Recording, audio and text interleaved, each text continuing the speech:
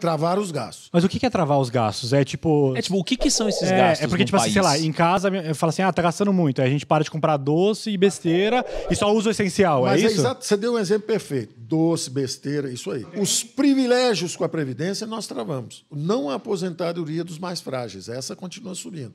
Agora, os privilégios de aposentadoria, nós reduzimos. O que são privilégios na São aposentadoria? privilégios é o seguinte, antigamente o sujeito se aposentava ganhando 70 mil reais, porque ele a vida toda ganhou 70 mil reais. Ganhava, estava aqui no Supremo, no Judiciário, num lugar qualquer aqui, e tinha uma aposentadoria muito generosa em relação à média da população. Entendeu? Aliás, dando exemplos mais, eu exagerei, mas vou dar exemplos mais. Por exemplo, um salário médio aqui na Esplanada, a aposentadoria média era, particularmente no Judiciário, era mais de 20 mil reais. E a aposentadoria média do brasileiro era R$1.000, era um salário mínimo lá embaixo. Então ganhava-se 20 vezes mais.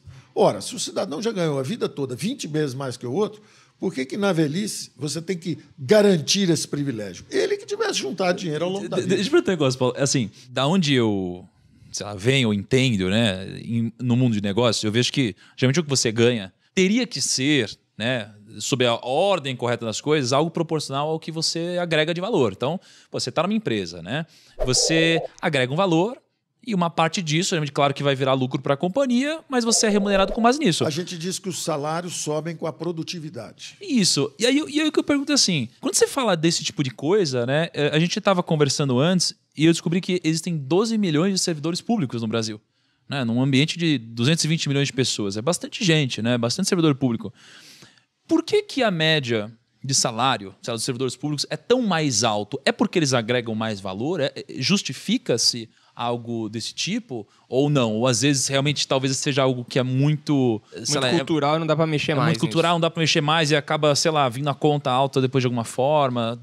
Por que tem esse tipo de coisa assim? Eu acho o seguinte, quem tem poder define quanto ganha. Então, quem legisla está aqui.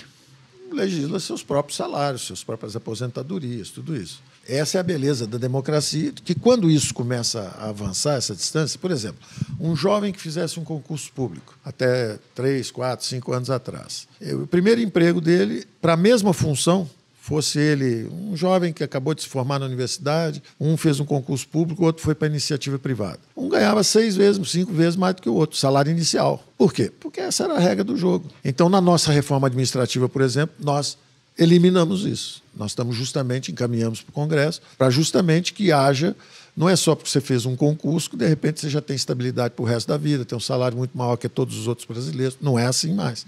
Não será, se a reforma administrativa for aprovada. Então, esses gastos é que nós atacamos.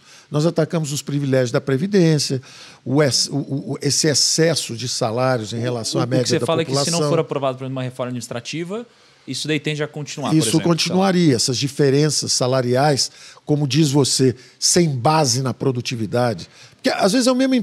Um é advogado, o outro é advogado. Os dois iguais. Tem o mesmo preparo, tudo igual. Um passou para cá e o outro foi para um setor privado. Um ganha 6 vezes mais do que o outro, 5 vezes mais do que o outro. Se você for para um país onde a economia de mercado é forte, chegar nos Estados Unidos e falar assim, presta concurso público. Eu não. Eu quero ir para o setor privado, porque o salário é muito maior, a oportunidade é muito melhor. Imagina assim, imagina que a gente chega na nossa empresa e fala assim, a gente é sócio da empresa, né? A gente fala assim, já sei, vamos pagar um salário de 100 mil reais. A gente fala, tá bom. Só que se a empresa quebrar, a gente para de ganhar salário. Então é como se isso acontecesse de certa forma, só que quem paga o salário não é a gente. É como se a gente definisse o que outra pessoa paga pra gente. Os gregos, os espanhóis, hoje tem um problema. O pai tem que explicar pro filho, filho, sabe por que você está desempregado?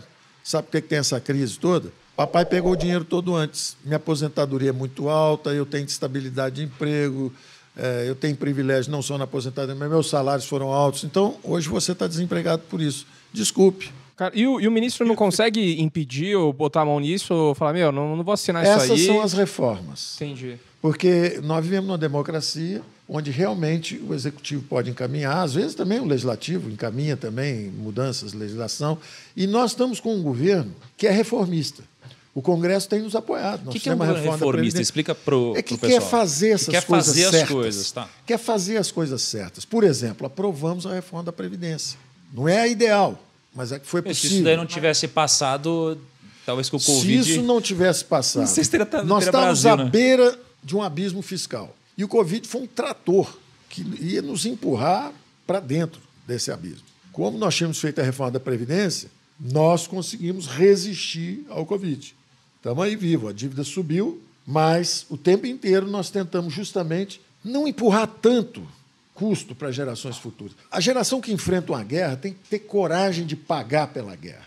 Ela não pode empurrar o custo para frente. Isso nós conseguimos parcialmente fazer. Dizia-se, quando começou o Covid, que a dívida ia para 100% do PIB. Ficou em 89%.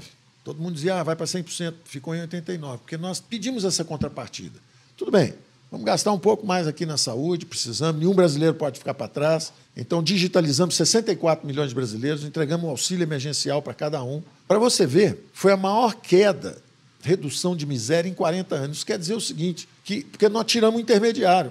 O pobre está com problema, dá o dinheiro para o pobre, na mão, em vez de ter todo esse intermediário. Hoje você dá o dinheiro para uma instituição pública, que passa o dinheiro para a fundação, que passa o dinheiro para um banco público, que passa o dinheiro para um político, que passa o dinheiro... No final você deu 100, chega 1 para o pobre. Na hora que você deu direto o dinheiro, foi a maior redução de pobreza em 40 anos, em 8 meses. Só porque você falou o seguinte, é pobre? Sou. Toma aqui o dinheiro. Em vez de fazer, é pobre? Vamos dar o dinheiro agora para alguém que vai fazer uma obra, que vai fazer isso, que vai... O dinheiro não chega no pobre.